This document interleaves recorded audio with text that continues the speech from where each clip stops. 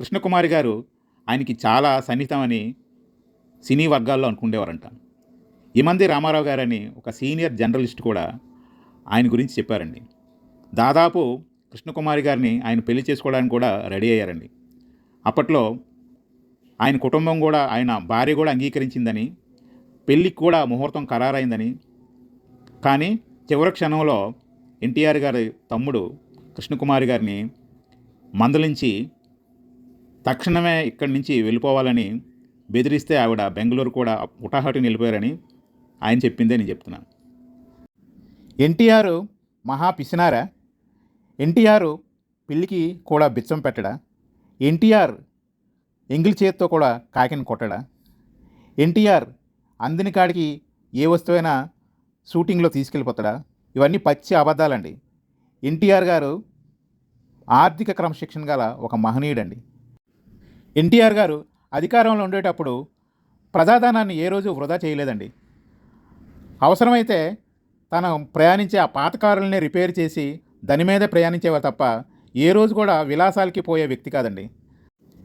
ఏ రోజు కూడా ఎన్టీఆర్ గారి కుటుంబం ఎన్టీఆర్ గారి అధికారాన్ని దుర్వినియోగం చేయలేదండి. దుర్వినియోగం చేసి ఏ రోజు కూడా ప్రజలపై వారి జులుం చూపించలేదండి. కోట్ల కొద్దీ ఆస్తిని సంపాదించలేదండి. వేల కోట్లు, లక్షల కోట్ల ఆస్తిని సంపాదించలేదండి. సినిమాల్లో నటించేటప్పుడు ఆయన నిర్మాతల హీరో అండి. నిర్మాతని ఒక దేవుడిగా చూసే వ్యక్తి ఆయనే కాదు, చాలామంది ఆయన తరం హీరోలు కూడా అదే బాని అండి. ఈ రోజుల్లో ఒక చిన్న హీరో అయితే చాలు, అసలు నిర్మాతని ఒక బకరాల్లా చూస్తున్నారు. నిర్మాత అంటే ఖర్చు పెట్టే వ్యక్తిగా చూస్తున్నారు తప్ప, నిర్మాత ఉంటేనే సినిమా ఉంది, సినిమా ఉంటేనే మేము ఉన్నామని ఆలోచించే హీరోలు ఈ రోజుల్లో చాలా చాలా తక్కువ. కానీ ఎన్టీఆర్ గారి టైంలో నిర్మాత అంటే ఒక దేవుడి కింద లెక్క. ఎన్టీఆర్ గారి సినిమా అంటే షూటింగ్ అయిపోయిన తర్వాత, అయిపోయిన రోజే నటీనటులకి చెక్కులు ఇచ్చే సంస్థ అండి ఎన్టీఆర్ గారి సంస్థ. ఒక చిన్న పిల్లాడిని సైతం మీరు అనే సంబోధించే సంస్కారం అండి. నేను అనే మాటని మేము అని తన ఆత్మస్థైర్యాన్ని, తన ఆత్మాభిమానాన్ని చాటుకునే వ్యక్తి ఎన్టీఆర్ గారండి. చాలామంది ఎన్టీఆర్ గారు రాజకీయాల్లోకి వచ్చిన తర్వాత ప్రజాసేవ చేశారని అనుకుంటారు, కానీ ఆయన సినిమాల్లోకి వచ్చిన నుంచే ప్రజాక్షేత్రంలో ఉన్నారండి. ప్రజాసేవని ప్యారలల్గా చేశారండి. ఒకవైపు నటన, ఒకవైపు ప్రజాసేవ. ఎన్నో ప్రకృతి విపత్తులు వచ్చేటప్పుడు జోలు పట్టి చందాలు పోగు చేసి ప్రభుత్వానికి విరాళాలు ఇచ్చారండి. సో ఇది సామాన్యమైన విషయం కాదు. తనతో పాటు తన నటీనటులను కూడా ఇందులో భాగం చేశారు. ఎన్టీఆర్ లాంటి మహోన్నతమైన వ్యక్తిని తన కులం హక్కును చేర్చుకుంది, కానీ ఆయన ఏనాడు కూడా తన పుట్టిన కులాన్ని హక్కును చేర్చుకోలేదండి. ఇన్ఫ్యాక్ట్ ఆయన అధికారంలోకి వచ్చిన తర్వాత ఆ కులం అనేది ఎంతో నష్టపోయిందండి. ఆయన తన కులానికి ఏ రోజు కూడా బయాసిడ్గా ఉండి ఫేవర్ చేయలేదండి. ఆయన అనుక్షణం ప్రజల కోసం తప్పించాడు. ఇన్ఫ్యాక్ట్ ఆయన వచ్చిన తర్వాత ఎన్నో బడుగు బలహీన వర్గాలు రాజకీయ చైతన్యం పెరిగింది, వాళ్ళు అధికారంలో భాగస్వాములు అయ్యారండి. ఈ రోజు ఉన్న గొప్ప గొప్ప నాయకులందరూ ఎన్టీఆర్ టైంలో వచ్చిన వాళ్ళే. ఒక్క మాటలో చెప్పాలంటే అతి సామాన్యుడికి అధికారాన్ని చేరువ చేశారండి. అతి సామాన్యుడికి అధికార ఫలాలు ఇచ్చారండి. అతి సామాన్యుడు కూడా ధైర్యంగా బతికే ధైర్యాన్ని ఇచ్చారండి. ముఖ్యంగా మన తెలుగు జాతి ఉన్నంత వరకు ఎన్టీఆర్ కీర్తి అనేది ఈ యుగం ఉన్నంత వరకు ఉంటుందండి. ఒకప్పుడు దేశంలో ఈ కాంగ్రెస్ పార్టీ తప్ప వేరే ఒక ఆల్టర్నేట్ లేదండి, వేరే ప్రత్యామ్నాయం లేదండి. కాంగ్రెస్ కబంధ హస్తాల్లో చిక్కుకుపోయిన అధికారాన్ని, కాంగ్రెస్ కబంధ హస్తాల్లో చిక్కుకుపోయిన మన రాష్ట్రాన్ని, కాంగ్రెస్ కబంధ హస్తాల్లో చితికిపోయిన రాజ్యాంగాన్ని ఆయన బయటికి తీసి స్వాతంత్రం కల్పించారండి.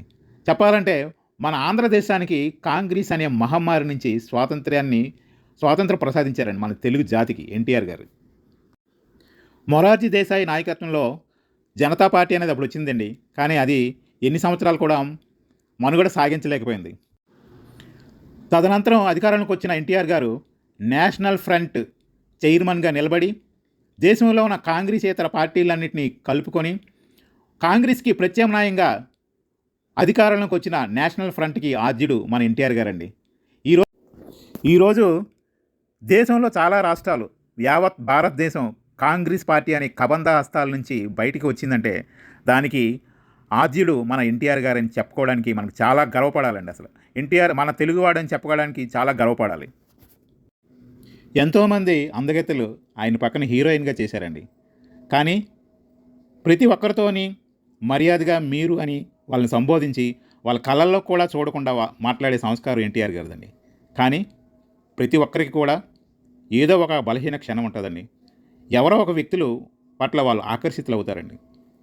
అప్పట్లో కృష్ణకుమారి గారు ఆయనకి చాలా సన్నిహితమని సినీ వర్గాల్లో అనుకుండేవారంట. ఇమంది రామారావు గారని ఒక సీనియర్ జర్నలిస్ట్ కూడా ఆయన గురించి చెప్పారండి. దాదాపు కృష్ణకుమారి గారిని ఆయన పెళ్లి చేసుకోవడానికి కూడా రెడీ అయ్యారండి. అప్పట్లో ఆయన కుటుంబం కూడా, ఆయన భార్య కూడా అంగీకరించిందని, పెళ్ళికి కూడా ముహూర్తం ఖరారైందని. కానీ చివరి క్షణంలో ఎన్టీఆర్ గారి తమ్ముడు కృష్ణకుమారి గారిని మందలించి తక్షణమే ఇక్కడి నుంచి వెళ్ళిపోవాలని బెదిరిస్తే ఆవిడ బెంగళూరు కూడా హుటాహుటిన వెళ్ళిపోయారని ఆయన చెప్పిందే నేను చెప్తున్నాను. కానీ ఇప్పుడు ఏమనిపిస్తుందంటే తలుచుకుంటే, తన చివరి క్షణంలో లక్ష్మీ పార్వతి అని ఒక దుష్ట మహిళని పెళ్లి చేసుకొని తన జీవితాన్ని అర్ధాంతరంగా ముగించారండి. అదే అప్పట్లో కృష్ణకుమారి గారిని చేసుకుంటే బసవతారకం గారు చనిపోయిన తర్వాత ఆయన ఎన్నో సంవత్సరాలు ఒంటరి జీవితాన్ని అనుభవించారండి. ఎంతో మానసిక క్షోభ అనేది అనుభవించారండి. ఆ బలహీనమైన క్షణంలో ఈ దుష్ట మహిళని చేసుకున్నాడండి. అదే కృష్ణకుమారి గారిని చేసుకుని ఉంటే, ఇది నా అభిప్రాయం మాత్రమేనండి, ఆవిడ చాలా సౌమ్యురాలండి. ఆయన జీవితం అనేది ఒక పూల పాన్పు అయ్యేదేమని అనిపిస్తుందండి. ఆవిడ దుర్మార్గురాలేం కాదు, ఈవిడంత నీచురాలేం కాదు, ఈవిడంత కుత్సిత బుద్ధి కాదు. ఆవిడ చాలా సౌమ్యురాలు కృష్ణకుమారి గారు. నిజంగా అలాగైనా బాగుండేదా అనిపిస్తుందండి. ఏదేమైనా సరే మనం మాట్లాడుకోవడం తప్ప, ఈ ప్రపంచంలో మనిషిగా పుట్టిన ఏ వ్యక్తి అయినా ఎంత మహనీయుడైనా, ఎంత మహానుభావుడైనా సరే విధికి తలవంచక తప్పదండి. ఎన్టీఆర్ కూడా అతీతుడి కాదు. మనం దైవాంశ సంభూతుడిగా భావించే ఎన్టీఆర్ కూడా విధికి అతీతుడి కాదండి. సో అతనికి కూడా ఒక తలరాత ఉంటుంది, అతను కూడా ఒక మనిషే. ఏదేమైనా సరే తెలుగు జాతి ఉన్నంత వరకు ఎన్టీఆర్ గారి కీర్తి చిరస్థాయిగా ఉంటుందండి. ప్రతి తెలుగువాడు, ప్రతి తెలుగు కుటుంబంతో సన్నిహిత సంబంధం, ఆత్మీయుడు అనిపించుకునే వ్యక్తి ఎవరైనా, నాయకుడు ఎవరైనా ఉన్నారంటే అది ద గ్రేట్ ఎన్టీఆర్ గారండి. ఎన్టీఆర్ గారి జయంతి సందర్భంగా ఆయనకి యావత్ ఆంధ్రదేశం, యావత్ తెలుగు జాతి రుణపడి ఉంది. ఆయన జయంతి శుభాకాంక్షలు అందరికీ.